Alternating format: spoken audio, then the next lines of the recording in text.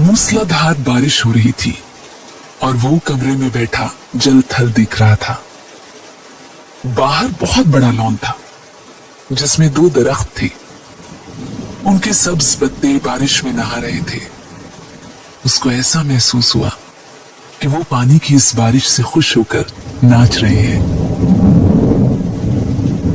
उधर टेलीफोन का एक खंबा गड़ा था उसके फ्लैट के एन सामने। वो भी खुश नजर आता था, हालांकि उसकी खुशी की कोई वजह मालूम नहीं होती थी। उस बेजान चीज को भला क्या खुशी हो सकती है।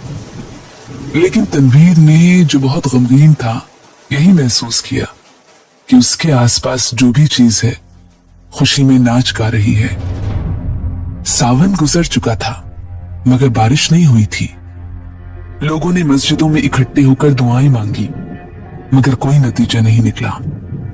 बादल आते जाते रहे मगर उनके थनों से एक कतरा भी न टपका।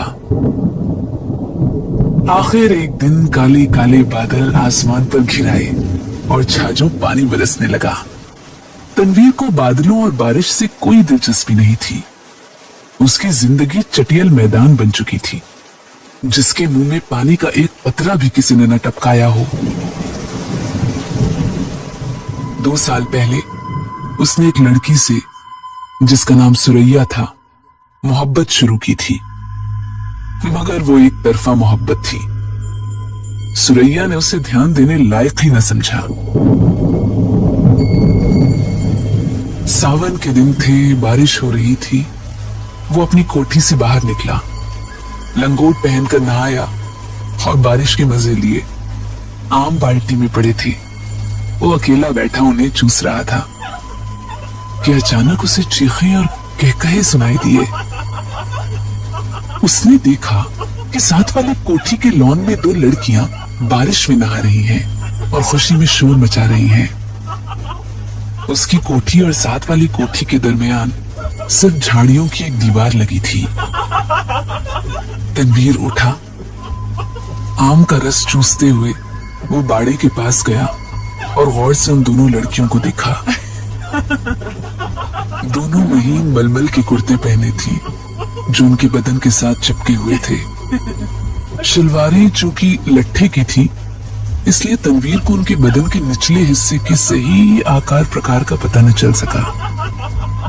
उसने पहले किसी औरत को ऐसी नजरों से कभी नहीं देखा था जैसा कि उस रोज जबकि बारिश हो रही थी उसने उन दोनों लड़कियों को देखा।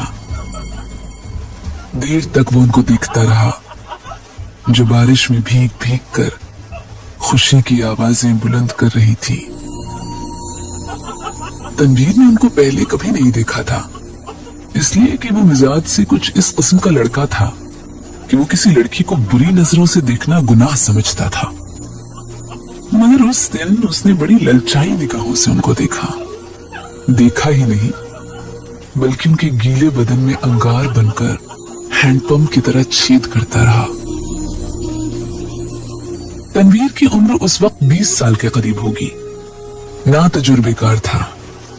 जिंदगी में उसने पहली बार जवान लड़कियों के शबाब को गीली मलमल में लिपटे देखा तो उसे ये महसूस हुआ कि उसके खून में चिंगारियां दौड़ रही हैं। उसने उन दोनों लड़कियों में से एक को चुनना चाहा। देर तक वो गौर करता रहा। एक लड़की बड़ी चंचल थी, दूसरी उससे कम। उसने सोचा चंचल अच्छी रहेगी जो उसे भी चंचल बना दे। ये चंचल लड़की खूबसूरत थी। उसके शरीर के अंग भी बहुत खूबसूरत और मुनासिब थे। बारिश में नहाती जलपरी मालूम होती थी। थोड़ी देर के लिए तनवीर शायर बन गया। उसने कभी इस तरह नहीं सोचा था। लेकिन उस लड़की ने, जिसका कुर्ता दूसरे के मुकाबले बहुत ज्यादा महीन था, उसको ऐसे ऐसे शेर याद करा दिए जिनको वो काफी वक्त पहले भूल चुका था। इसके अलावा रेडियो पर सुने फिल्मी गानों की धुनें भी उसके कानों में गूंजने लगी। उसने बाड़े के पीछे ये महसूस करना शुरू किया कि वो अशोक कुमार है, दिलीप कुमार है। फिर उसे कामिनी कौशल और नलिनी जयवंत का ख्याल आया, मगर उसने जब उस लड़की की तरफ इस गरज से देखा कि उसमें कामिनी कौशल और नलिनी जयवंत के अंग प्रत्यंग नजर आ जाएं, तो उसने इन दोनों एक्ट्रेसों पर लानत भेजी। वो उनसे कहीं ज्यादा हसीन थी। उसके मलमल के कुर्ते में जो शबाब था, उसका मुकाबला उसने सोचा कोई भी नहीं कर सकता।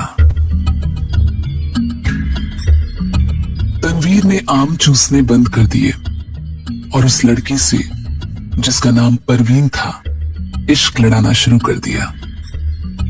शुरू में उसे बड़ी मुश्किलें पेश आई, इसलिए कि उस लड़की तक पहुंचना तनवीर को आसान नहीं मालूम होता था। फिर उसे अपने माँ बाप का भी डर था। इसके अलावा उसे यह भी यकीन नहीं था कि उसे वो खिंचन महसूस हुई है कि नहीं जो तनवीर को हुई थी। बहुत दिनों तक वो इन्हीं उलझनों में गिरफ्तार रहा। रातों जागता, छोटी झाड़ियों की तरफ जाता, मगर वो नजर ना आती। घंटों वहां खड़ा रहता और वो बारिश वाला नजारा जो उसने देखा था, आंखें बंद करके अपने मन में दोहराता रहता। बहुत दिनों बाद आखिर उसको एक दिन उससे मुलाकात करने का मौका मिल ही गया। वो अपने बाप की कार में घर के किसी काम से जा रहा था कि परवीन से उसकी मुठभेड़ हो गई। वो कार स्टार्ट कर चुका था कि साथ वाली कोठी में से तनवीर के सपनों की शहजादी निकली।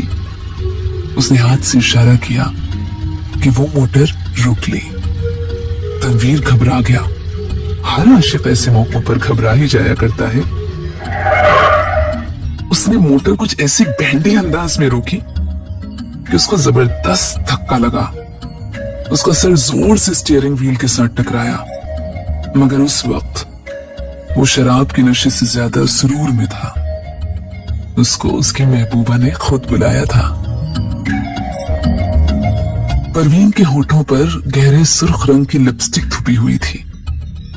उसने सुर्ख मुस्कुराहट से कहा, माफ फरमाइएगा, मैंने आपको तकलीफ दी।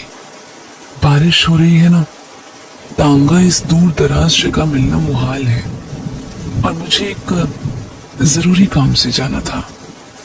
आप मेरे पड़ोसी हैं, इसलिए आपको ये तकलीफ दी। तकलीफ का क्या सवाल पैदा होता है? मैं तो उसकी जबान लड़खड़ाई। आपसे पहले मिला नहीं हूं, लेकिन आपको एक बार देखा था। परवीन अपने सुर्ख मुस्कुराहटों के साथ कार में बैठ गई और तनवीर से पूछा, आपने मुझे कब देखा था? आपकी कोठी के लॉन में, जब आप और आपके साथ एक और लड़की बारिश में नहा रही थी। हाय, आप देख रहे थे? ये गुस्ताखी मैंने जरूर की है, इसके लिए माफी चाहता हूँ।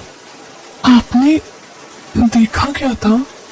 एक सवाल ऐसा था कि तनवीर उसका जवाब नहीं दे सकता था। आए बाएं साएं करके रह गया। जी कुछ नहीं, बस आपको, मेरा मतलब है, दो लड़कियां जो बारिश में नहा रही थी और खुश हो रही थी, मैं उस वक्त आम चूस रहा था। आप आम चूसते क्यों हैं? काट कर क्यों नहीं खाते? तनवीर ने मोटर स्टार्ट की। उसकी समझ में ना आया कि इस सवाल का जवाब क्या दे। चुनांचे वो गोल कर गया। आपको मैं कहाँ ड्रॉप कर दूं? आप मुझे कहीं भी ड्रॉप कर दे, वही मेरी मंजिल होगी। तनवीर ने यूं महसूस किया कि उसे अपनी मंजिल मिल गई है। लड़की जो उसके पहलू में बैठी है अब उसी की है, लेकिन उसमें इतनी जुर्रत नहीं थी कि उसका हाथ दबाए या उसकी कमर में 1-2 सेकंड के लिए अपना बाजू डाल दे। बारिश हो रही थी, मौसम बहुत खुशगवार था। उसने काफी देर सोचा। मोटर की रफ्तार उसके ख्यालात के साथ साथ तेज होती गई। आखिर उसने एक जगह उसे रोक लिया और एहसासों में बहकर उसको अपने साथ चिमटा लिया। उसके होठों पर अपने होठ रख दिए। उसको ऐसा महसूस हुआ कि वो कोई बहुत ही लजीज आम चूस रहा है। परवीन ने भी उसे नहीं रोका, लेकिन फौरन तनवीर को यह एहसास बड़ी तेजी से हुआ कि उसने बड़ी अश्लील हरकत की है और शायद परवीन को उसकी हरकत पसंद नहीं आई। चुनांचे एकदम संजीदा होकर उसने कहा, आपको कहाँ जाना है? परवीन के चेहरे पर यूं तो नाराजगी के आसार नहीं थे, लेकिन तनवीर यूं महसूस कर रहा था जैसे वो उसके खून की प्यासी है। परवीन ने उसे बता दिया कि उसे कहाँ जाना है। जब वो उस जगह पहुंचा तो मालूम हुआ कि वो रंडियों का चकला है।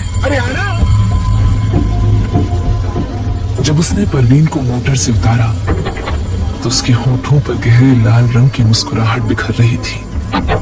उसने कूल्हे मटकाकर ठीक वैश्याओं के अंदाज में कहा, शाम को मैं यहां होती हूं, आप कभी जरूर तशरीफ लाइए।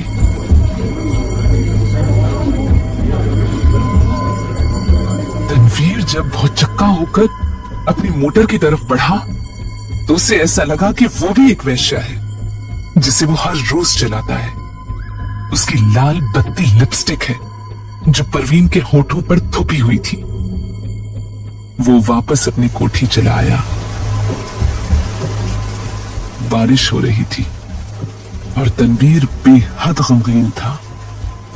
उसको ऐसा महसूस हुआ कि उसकी आंखों के आंसू बारिश के कतरे बनकर टपक रहे हैं।